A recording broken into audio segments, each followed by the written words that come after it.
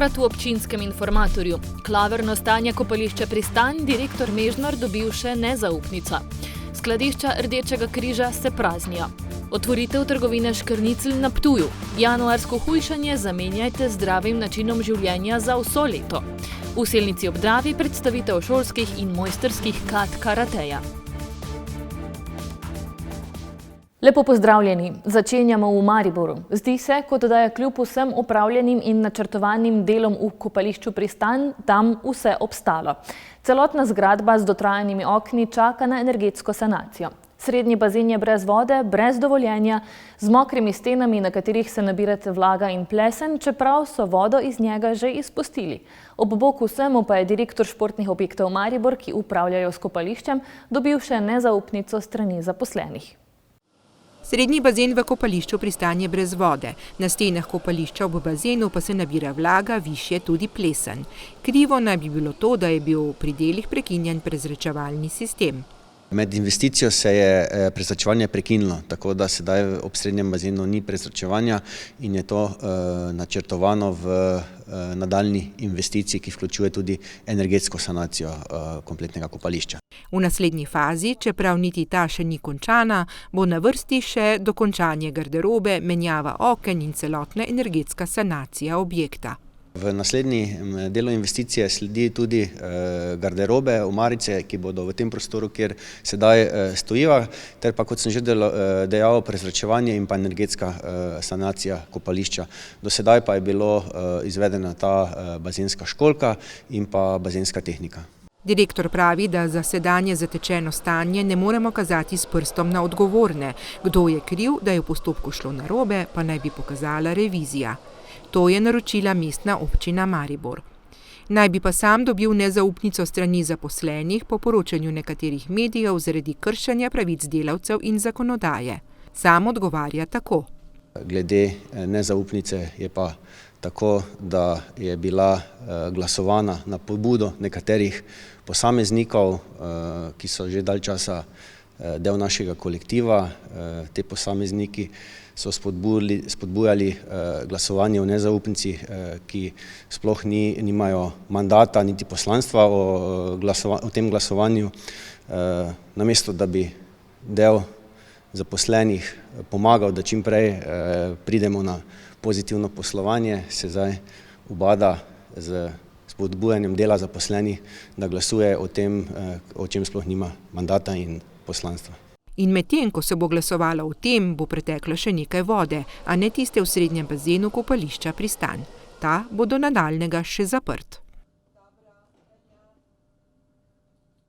Mariborski Rdeči križ pa se medtem sooča s krizo. Že pred prazniki so namreč opozarjali, da se njihova skladišča humanitarne pomoči praznijo. Slab mesec kasneje ugotavljajo, da se stanje ne izboljšuje. Pravijo, da je treba ukrepati zdaj, da ne bo čez nekaj mesecev prepozno.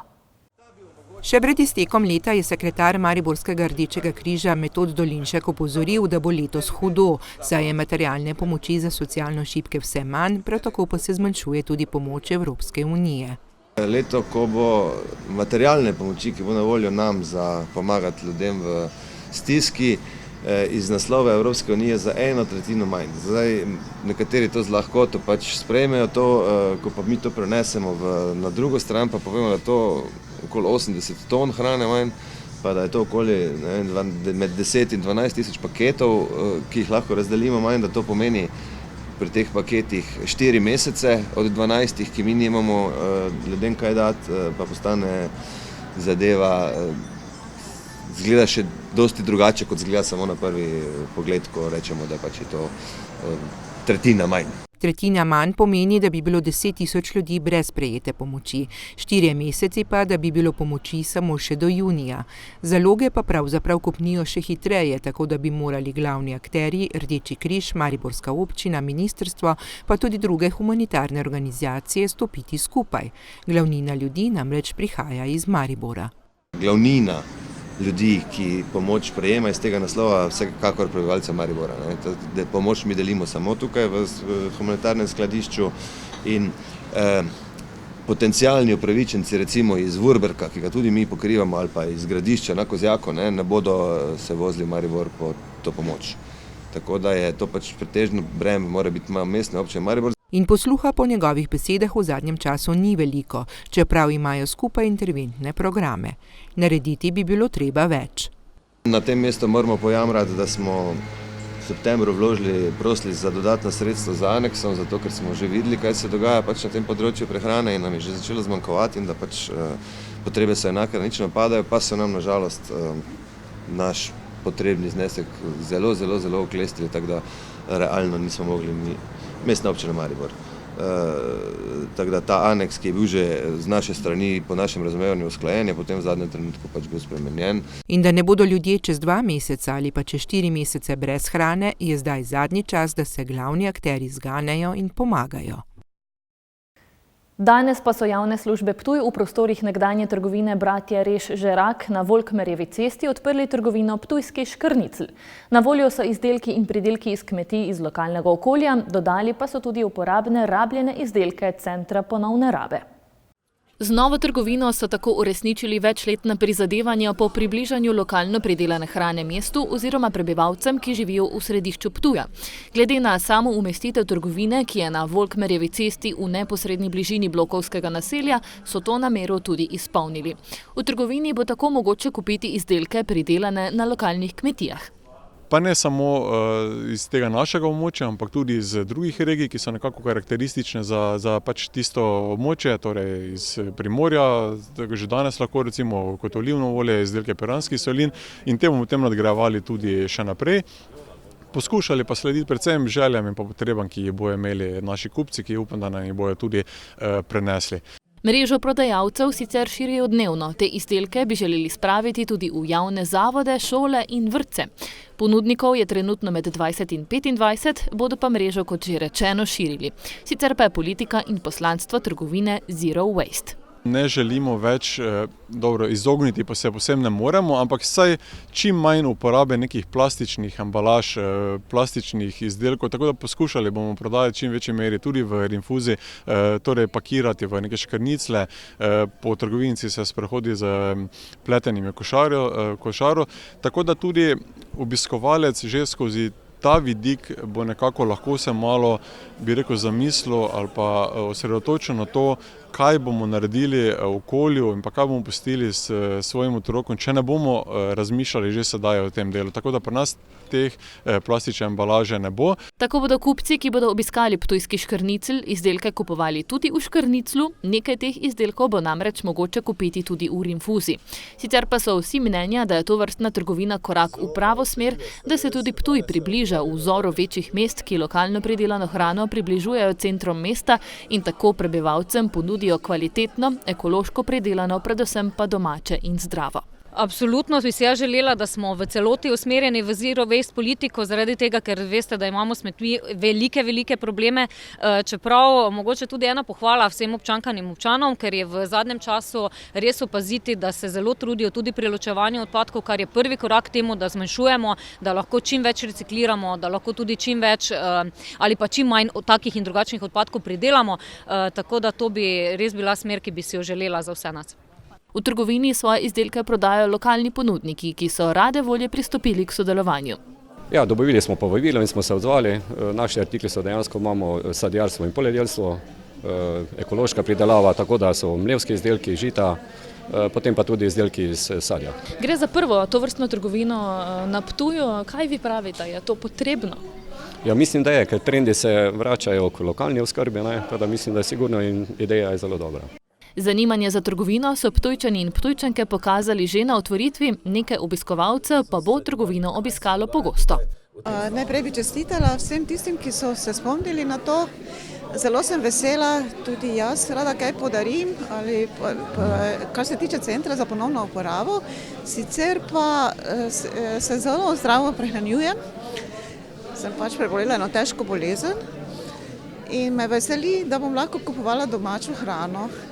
In predvsem prispevala tudi jaz delček k tem prodajalcem, proizvajalcem, da bodo tudi oni nekaj zaslužili na račun nas. Kaj pravite na to novo pridobitev na Ptuju? Jaz mislim, da je v redu.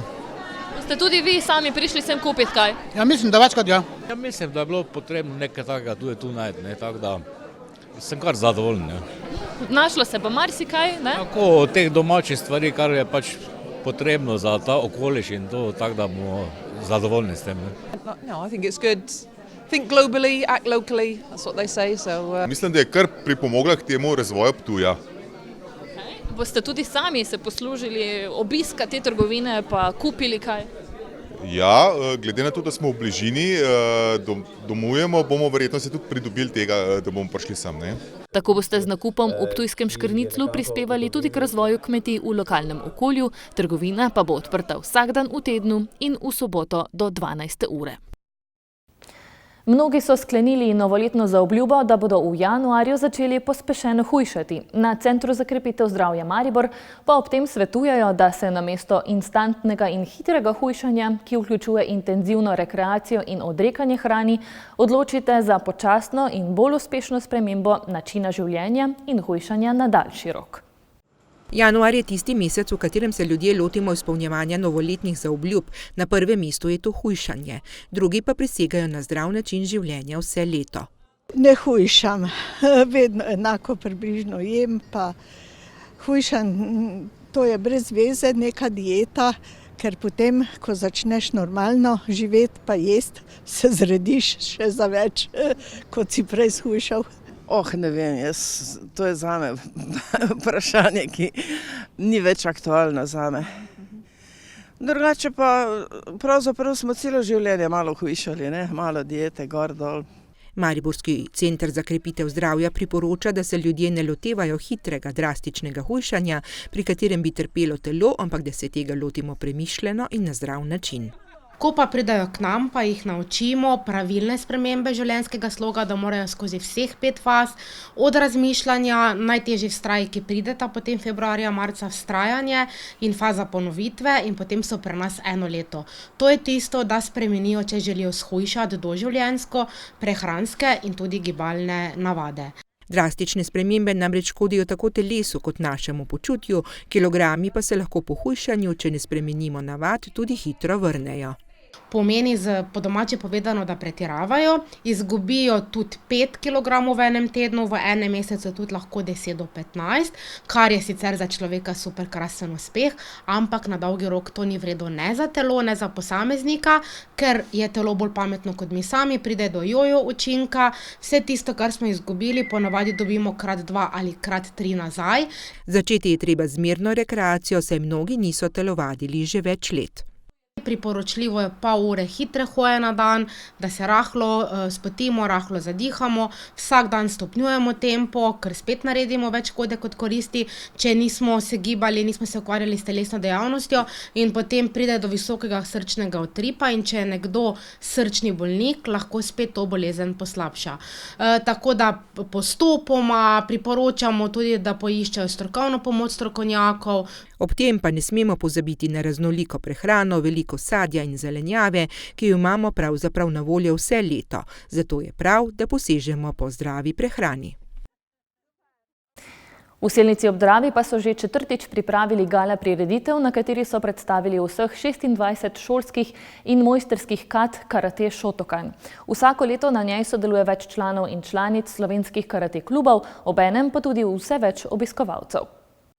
Na prireditvi v Selnici so se posvetili karateju Shotokan, gre namreč za stil, ki je v Sloveniji najbolj poznan med karateisti. Karate ima veliko tradicijo, ima karate je veščina, ne? In kot veščina ima neke kulturne zgodovinske korenine.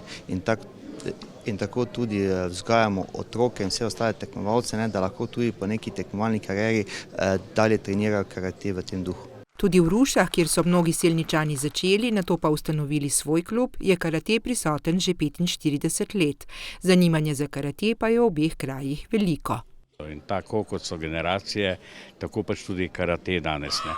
Moram reči, da dejansko je zelo pomembno, ne, da se v bistvu na nek način ena konstantno število ljudi trenira, ne, ki so resni, zato ker pač veliko ljudi ne razume karateja kot takšnega dovolj dobro in misli, da bo pač skozi noč ali pa skozi nekaj tedno treninga že v bistvu vse osvojil. Tu je pač pot, to je pot, tako omenjamo tudi karate do, karate kot veščina, do pa pot, tako je tudi pot skozi treninge takšna. Tako je dobro, da začnejo trenirati že mladi, ki v karateju najdejo tudi svoj smisel, obvladajo pa tudi že mojstrske kate.